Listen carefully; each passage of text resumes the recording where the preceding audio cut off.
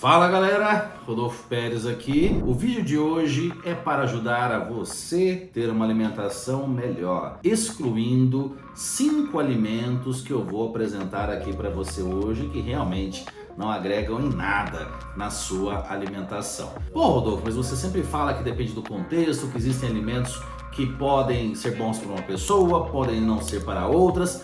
Ok, mas estou falando de alimentos tais como pão, leite, entre outros, não, no caso, alimentos que realmente não agregam em nada, como esses que eu vou apresentar para vocês aqui agora. Claro, vocês já devem estar imaginando um deles. Açúcar. Tá, ok, pessoal, o açúcar pode ser um grande problema para aquela pessoa que chega em casa à noite e antes de dormir, cansado do trabalho, antes de dormir vai lá e come uma barra de chocolate rica em açúcar. Uma pessoa sedentária que passa o dia todo no escritório comendo ali, tomando cafezinho com açúcar. Nesse caso, realmente o açúcar não agregaria em nada. Mas para um ciclista, num pedal mais longo, alguém que está fazendo uma corrida com uma duração acima de 1 hora, um exercício físico em si, com alta intensidade, longa duração, ele necessita de açúcar normalmente na forma de géis, de barras energéticas ou até mesmo de bebidas esportivas. Então, o açúcar depende do contexto. Então vamos agora àqueles que realmente não dependem do contexto, que não deveriam estar presentes na sua alimentação de maneira alguma.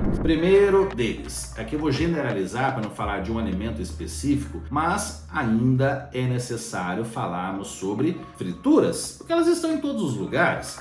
Quando eu vou almoçar fora de casa, num self-service, eu fico olhando, eu sou nutricionista, então não tem como não fazer isso. Eu olho no prato das pessoas, acho que 90% colocam batata frita no prato na hora do almoço. Parece que é um alimento tão universal quanto arroz e feijão. É inacreditável como que o brasileiro consome batata frita, mas é claro, a gente pode expandir isso para mandioca, aipim ou macaxeira frita e qualquer outro tipo de fritura envolvendo até carnes, bolinhos, etc. Não agrega em absolutamente nada fritura na sua rotina alimentar. Se você estiver na sua casa, utilize air fryer, utilize uma forma de realmente consumir esse alimento de uma forma prazerosa, mas sem aquele excesso de gordura. E quando você for comer fora de casa, se controla, pelo amor de Deus. Também não adianta a gente imaginar que a gente vive numa redoma de vidro e achando que tudo vai estar perfeito. Não, você vai se deparar com uma bela de uma batata frita na sua frente, talvez amanhã num self-service, no almoço. Aí você tem que se controlar.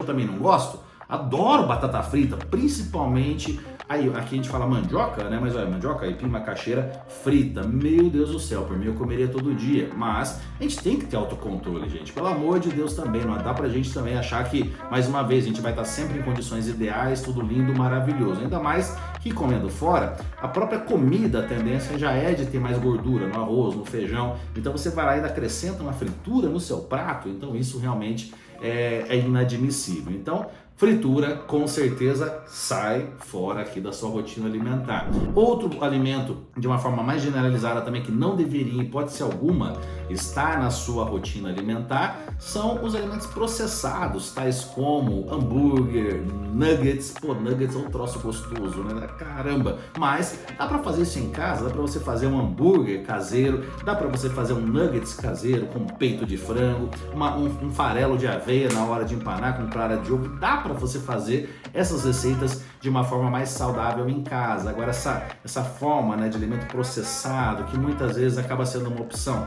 de muitas pessoas que chegam em casa e buscam por praticidade, né, já coloca ali no micro-ondas e come, acaba sendo terrível para a sua estética e barra também para a sua saúde. Envolvendo também outro alimento que dá para a gente colocar nessa situação, macarrão instantâneo, né? Tudo que for muito prático, gente, normalmente para a sua elaboração industrial não foi interessante para a sua saúde como um todo. Esse macarrão instantâneo, ele é mergulhado, né, numa fritura de imersão gigantesca, então acaba não sendo nada interessante para a sua rotina alimentar um alimento tal como esses, né? Seja lá, e muitas vezes a pessoa consome macarrão instantâneo em conjunto com hambúrguer, né? 2 alimentos ali ultramente processados que não deveriam estar presentes na alimentação de ninguém, principalmente até crianças, né, que já desde a infância consumindo esse tipo de alimento, com certeza na vida adulta vai ter muita dificuldade em trabalhar melhor a introdução de alimentos adequados. Vamos lá para outro aqui exemplo. Carne processada, tal como bacon, né? Vamos destacar aqui o bacon, para não falar também de embutidos, tais como presunto. O próprio peito de peru, ele entra também nessa situação, mas vamos dizer que o peito de peru ainda vai ser menos pior do que presunto, menos pior do que bacon. Então aquela pessoa que está consumindo presunto, que dá um passo adiante para um peito de peru, para depois na sequência eliminar também esses embutidos. Lembrando que esses embutidos acabam sendo alimentos com fatores de risco para câncer, né? Então realmente elas deveriam estar longe da nossa alimentação.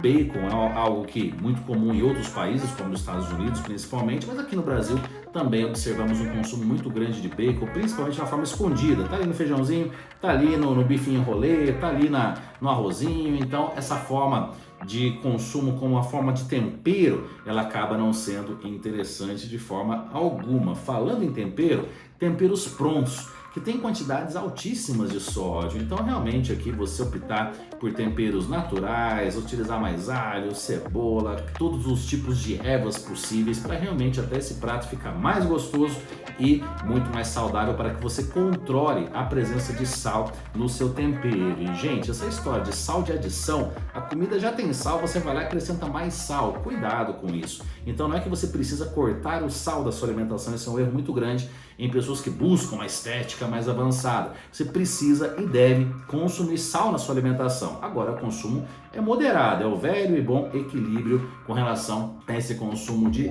sal na sua alimentação. Agora, temperos prontos realmente deixa isso fora. Um alimento que vocês vão brigar comigo, mas que realmente não agrega em nada na nossa rotina alimentar, é a margarina / manteiga. Eu não vou nem entrar em discussão sobre o que é o melhor, manteiga ou margarina, porque melhor mesmo seria, se você quiser colocar gordura no pão, coloca um azeite de oliva extra virgem e usa uma gordura de qualidade melhor, ou então coloca ovo mais uma vez nesse pão, que vai ser muito mais interessante do que ficar colocando uma fonte de gordura que não tem nenhum tipo de valor nutricional agregado. O importante é, buscando alimentos, fonte de proteínas com baixo teor de gordura, naturalmente você já vai ter uma quantidade de gordura saturada na sua alimentação ali, que acaba sendo até um limite. Então uma carne magra, seja lá um peito de frango, coxa e sobrecoxa sem pele, um peixe mais magro sem pele, então isso já te traz a ingestão de gorduras adequadas no ponto de vista de um limite com relação à gordura saturada. Não vai acrescentar mais manteiga, etc.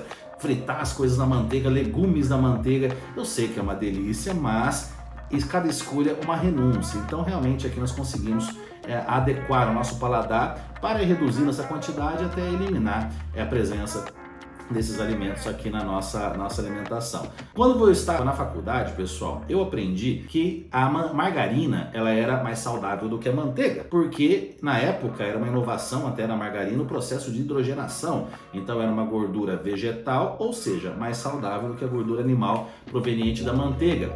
Passados os anos, foram aparecendo uma chuva de artigos mostrando que realmente a gordura hidrogenada, gordura trans, era pior do que a gordura saturada da manteiga.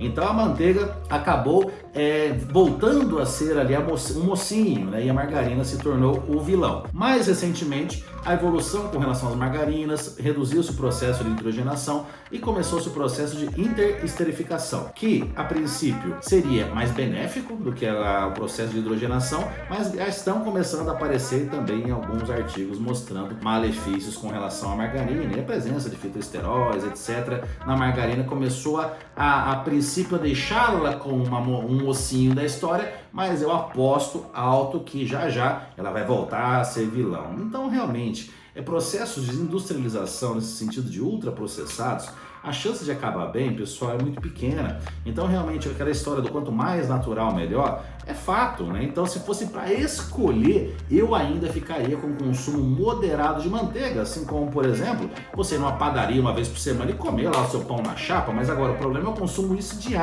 diariamente. Mais uma vez eu reforço, elimine da sua alimentação essa fonte de gordura que não agrega em nada, na verdade, e acrescente gorduras boas. É a hora de acrescentar uma gordura do abacate, algumas castanhas, sementes, que aí sim você vai estar fazendo algo muito mais benéfico para a sua alimentação em geral. Por último, aqui no caso eu não vou falar do açúcar em si, porque eu já disse para vocês que o açúcar depende do contexto. Para um atleta pode ser muito interessante, mas o açúcar na forma de balinha, chiclete consumido ao longo do dia, acabou a refeição, balinha, intervalo, tá trabalhando com chiclete, balinha na boca, tal. Isso realmente acaba sendo um grande problema para pessoas que estão buscando, principalmente no emagrecimento. Então a famosa caloria desnecessária, principalmente açúcar, em uma hora que você não está gastando energia. Então esvazie as gavetas do seu local de estudo, local de trabalho, escritório, porque você está ali na sua frente, a tendência é você comer. Inclusive, eu acho que essa é uma regra